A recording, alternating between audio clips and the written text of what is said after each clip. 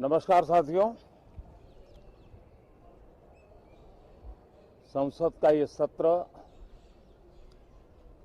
अत्यंत महत्वपूर्ण है।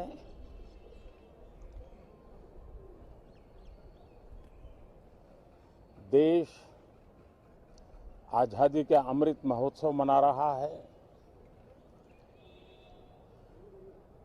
हिंदुस्तान में चारों दिशाओं में से इस आजादी के अमृत महोत्सव के निमित्त रचनात्मक, सकारात्मक, जनहित के लिए, राष्ट्रहित के लिए सामान्य नागरिक अनेक कार्यक्रम कर रहे हैं, कदम उठा रहे हैं और आजादी के दीवानों ने जो सपने देखे थे उन सपनों को पूरा करने के लिए सामान्य नागरिक भी इस देश का अपना कोई न कोई दायित्व निभाने का प्रयास कर रहा है।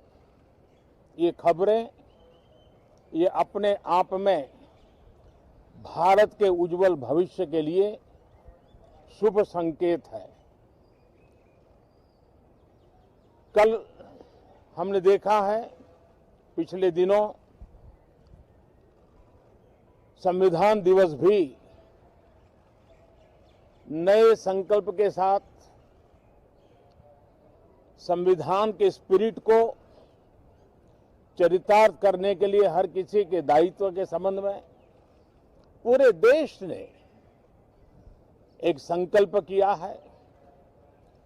इन सब के परिप्रेक्ष्य में हम चाहेंगे, देश भी चाहेगा, देश का हर सामान्य नागरिक चाहेगा कि भारत का संसद का ये सत्र और आगे आने वाले भी सत्र आजादी के दीवानों की जो भावनाएं थी, जो स्पिरिट था, आजादी के अमृत महोत्सव का जो स्पिरिट है, उस स्पिरिट के अनुकूल संसद भी देश हित में चर्चाएं करे, देश की प्रगति के लिए रास्ते खोजे, देश की प्रगति के लिए नए उपाय खोजे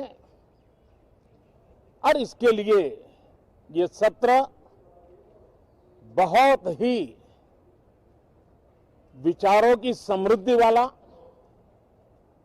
दूरगामी प्रभाव पैदा करने वाले सकारात्मक निर्णयों वाला बने। मैं आशा करता हूं कि भविष्य में संसद को कैसा चलाया, कितना अच्छा कंट्रीब्यूशन किया, उस तराजू पे तोला जाए, न कि किसने कितना जोर लगा करके संसद के सत्र को रोक दिया। ये मानदंड नहीं हो सकता है। मानदंड ये होगा कि संसद में कितने घंटे काम हुआ, कितना सकारात्मक काम हुआ। हम चाहते हैं सरकार हर विषय पर चर्चा करने के लिए तैयार है, खुली चर्चा करने के लिए तैयार है। सरकार हर सवाल का जवाब देने के लिए तैयार है और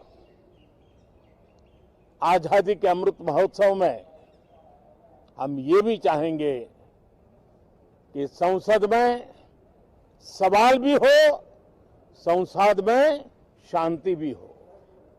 हम चाहते हैं संसद में सरकार के खिलाफ, सरकार की नीतियों के खिलाफ जितनी आवाज प्रखर होनी चाहिए हो, लेकिन संसद की गरिमा, स्पीकर की गरिमा, चेयर की गरिमा, इन सब के विषय में हम वो आचरण करें जो आने वाले दिनों में देश की युवा पीढ़ी को काम आए। पिछले सत्र के बाद कोरोना की विकट परिस्थिति में भी देश ने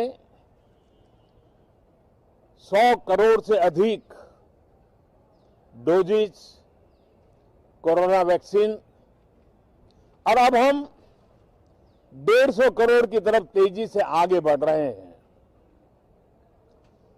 नए वेरिएंट की खबरें भी हमें और सतर्क करती हैं और सजग करती हैं।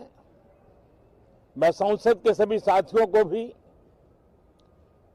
सतर्क रहने के लिए प्रार्थना करता हूं।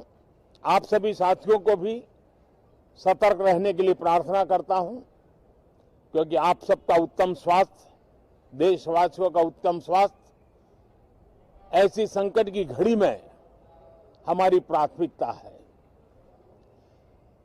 देश के 80 करोड़ से अधिक नागरिकों को इस कोरोना काल के संकट के में और अधिक तकलीफ न हो, इसलिए प्रधानमंत्री गरीब कल्याण योजना से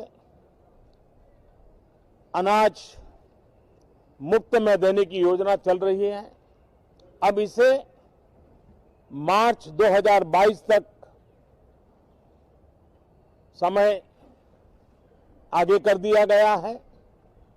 करीब 2,60,000 करोड़ रुपए की लागत से 80 करोड़ से अधिक देशवासियों को गरीब के घर का चूल्हा जलता रहे, इसकी चिंता की गई है। मैं आशा करता हूं कि इस सत्र में देश हित के निर्णय हम तेजी से करें, मिलजुल करके करें, सामान्य मानवीय की आशा अपेक्षाओं को पूर्ण करने वाले करें, ऐसी मेरी अपेक्षा है। बहुत बहुत धन्यवाद।